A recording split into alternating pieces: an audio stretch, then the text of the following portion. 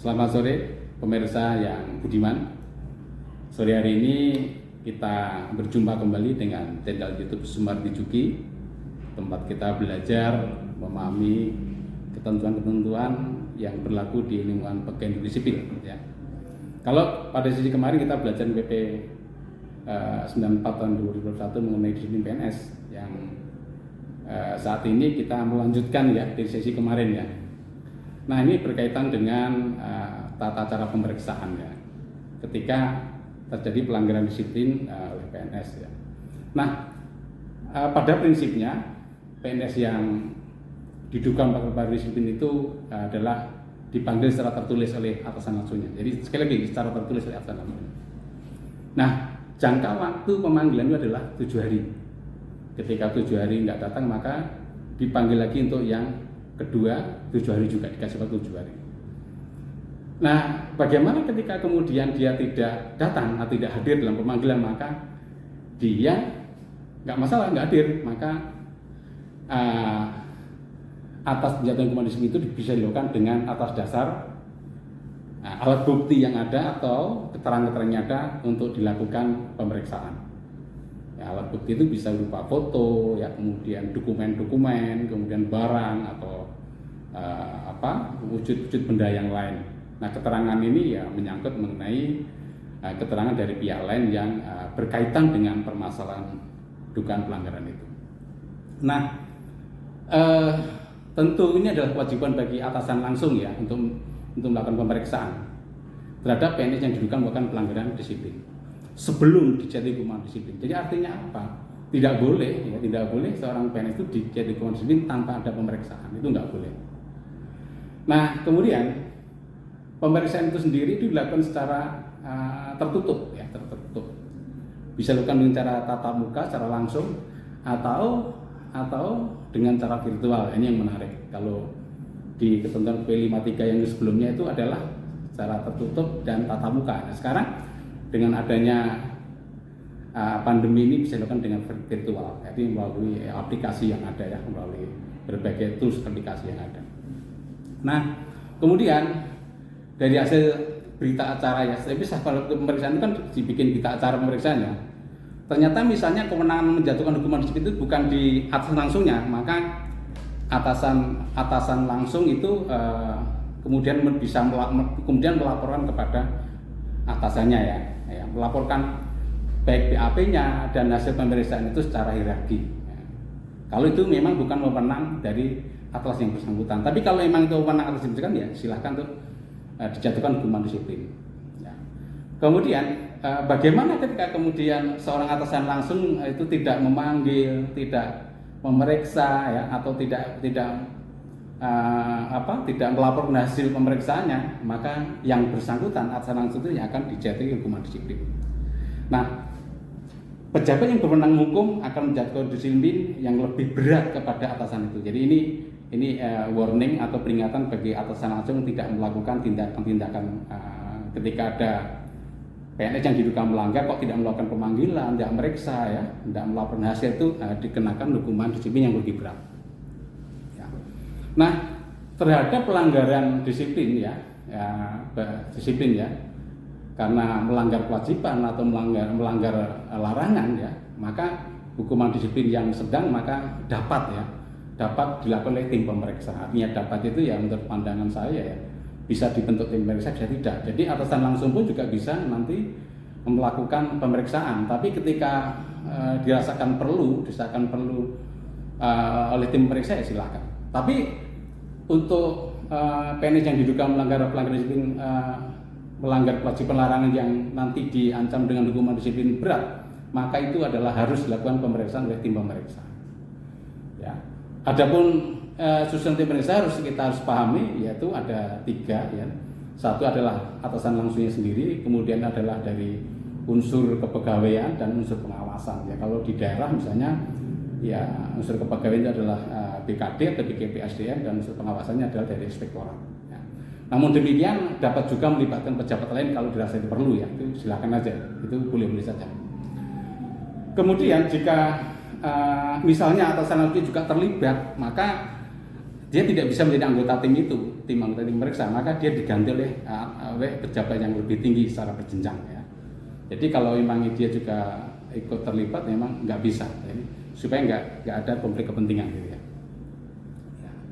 Kemudian baik atasan langsung, ya, kemudian tim pemeriksa, ya, pejabat yang berwenang menghukum, ya, dapat meminta keterangan pihak lain ya, yang kalau memang dirasa perlu silahkan nanti meminta pihak-pihak tertentu yang memang ada hubungannya atau yang relevan dengan permasalahan itu, ya, untuk dilakukan pemeriksaan itu nanti melengkapi dari permasalahan atau dugaan atau pelanggaran yang dilakukan oleh PNS itu. Nah, bagi para PNS yang diduga melakukan pelanggaran disiplin berat, maka dapat dibebaskan sementara dari jabatannya. Jadi ini juga sudah banyak pengalaman yang ada ya terhadap para pejabat yang memang diduga melakukan pelanggaran disiplin berat itu memang secara regulasi baik aturan itu silakan atau boleh dilakukan pemberhentian sementara dari jabatan. Ya. Nah, kalau pemberhentian sementara maka sebenarnya dia masih pejabat, misalnya katakanlah dia seorang sekda ya, diduga melakukan pelanggaran disiplin berat, maka dia masih sekda. Nah, hak-hak kepegawaian juga masih menerima, misalnya tunjangan jabatannya, mungkin juga TPP-nya itu masih menerima ya. Hanya saja dia tidak aktif lagi ya untuk sementara waktu ya sebagai pejabat di tempat itu gitu ya. Nah, oleh karena itu posisinya diganti oleh pelaksana harian untuk sementara. Nah, kapan dia itu dibebas sementara jabatannya itu sejak yang bersangkutan diperiksa sampai dengan kapan? Sampai dengan terbitnya surat keputusan hukuman disiplin. Ya. Jadi hati-hati di sini, jangan sampai seorang pejabat yang diduga melakukan pelanggaran disiplin berat itu dibebaskan, tapi setelah itu tidak pernah diperiksa, ya, dibiarkan saja, itu nggak boleh ya. Ini juga jika pernah terjadi di satu tempat ya, itu setelah dibebaskan sementara kemudian dibiarkan dalam waktu yang terlalu lama sehingga tidak ada kepastian hukumnya. Nah, ini nggak boleh ya. Hati-hati, hal seperti itu melanggar regulasi yang ada. Jadi begitu orang itu dibebaskan sementara dari jabatannya ketika diduga pelanggaran disiplin berat, maka hari itu juga segera dilakukan pemeriksaan untuk memberikan kepastian hukum sampai dengan posisi sampai nanti dia keluar keputusan surat keputusan hukuman disiplin tersebut ya. Ya.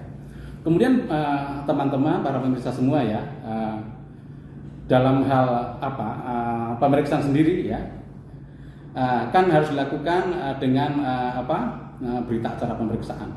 Maka berita acara pemeriksaan sendiri harus ditandatangani oleh yang meriksa ya, tim pemeriksaannya yang tadi saya katakan ada 3 tadi ya, dan juga ditandatangani oleh PNS yang bersangkutan. Ya. Bagaimana kalau nggak mau tanda tangan? Nggak masalah, itu tetap sah, tetap berlaku. Nah, kemudian bagi PNS yang diperiksa atau terperiksa maka mendapatkan kopi atau tembusan atau salinan berita acara itu. Ya, itu. Nah, dalam hal ini para pemirsa semua ya, dalam surat keputusan hukuman disiplin itu harus disebutkan ya, dan SK hukuman disiplin disebutkan pelanggarannya apa, itu harus jelas ya. Pelanggarannya apa? Nah, jangan sampai itu hanya untuk kepentingan dinas, itu nggak boleh begitu ya. Ini secara aturan di PP 94 tahun 2021 itu ya, di situ mewajibkan untuk disebutkan pelanggarannya apa, harus jelas. Rekan-rekan semua, yang perlu disampaikan juga adalah terkait dengan hasil pemeriksaan dari misalnya dari unsur pengawasan atau dari APIP misalnya, dari auditor internal pengawasan dari pemerintah ya, APIP ya, baik inspektorat atau unit lembaga pengawasan. Nah, itu merupakan sebagai bahan untuk melakukan pemeriksaan atau sekaligus juga untuk melengkapi pertimbangan dalam penjatuhan hukuman disiplin. Nah, ini seringkali dalam praktek itu keliru gitu ya. Kenapa keliru? Jadi seringkali terhadap pegawai yang diduga melakukan pelanggaran disiplin itu langsung diperiksa oleh inspektorat. Begitu inspektorat melakukan pemeriksaan yang sifatnya misalnya biasa pemeriksaan dengan tujuan tertentu atau riksus, kemudian setelah keluar LHP digunakan langsung untuk melakukan penjatuhan hukuman disiplin. Itu menurut pandangan saya itu nggak benar atau nggak kurang pas. Secara regulasi menurut pandangan kami itu jumping atau loncat. Jadi sekali lagi semestinya LHP, LHA itu dan inspektorat itu digunakan sebagai bahan untuk melakukan pemeriksaan sekaligus misalnya untuk melengkapi sebagai pertimbangan dalam menjatuhkan hukuman disiplin. Jadi semestinya adalah ya, begitu keluar LHP dari inspektorat maka segera PPK membentuk tim pemeriksa ya, yang terdiri dari tiga unsur tadi, dan kemudian memanfaatkan LHP yang ada ya, sebagai bahan, sebagai input, sekaligus sebagai bahan pertimbangan untuk penjatuhan hukuman disiplin. Jadi sebetulnya melengkapi itu sebagai bahan. Jadi ini menyangkut prosedur atau tata cara atau hukum acaranya, sehingga jangan sampai nanti sekali lagi banyak terjadi di berbagai daerah. Begitu ada laporan LHP atau LHA dari inspektorat maka langsung digunakan hukuman disiplin. Jadi rekomendasi saya sudah ngomong langsung di situ, misalnya di dalam rekomendasinya terhadap yang bersangkutan X harus dikenakan hukuman disiplin sedang atau berat dan sebagainya. Seperti itu. Nah ini yang menurut saya kekeliruan yang terjadi. Sekali lagi, LHP, LHA itu adalah bahan input untuk melakukan pemeriksaan oleh tim pemeriksa. Sekaligus bisa juga digunakan sebagai bahan melengkapi bahan pertimbangan atau penjatuhan hukuman disiplin. Karena kenapa demikian? Karena begini, karena kalau pemeriksaan yang sifatnya tujuan tertentu atau pemeriksaan khusus itu sendiri kan biasanya juga dilakukan oleh sebuah tim. Ya. Tim ini sendiri seringkali, mohon maaf ya, misalnya pemeriksaan terhadap seorang kepala OPD. Ya, kita paham kepala OPD di kabupaten kota itu eselon 2B. Nah misalnya dari inspektorat yang memeriksa adalah pejabat fungsional yang golongannya mungkin masih 3B, 3C atau 3D dan sebagainya, yang secara pangkat jabatannya masih di bawah. Lah ini kan tidak bisa, tidak boleh ya.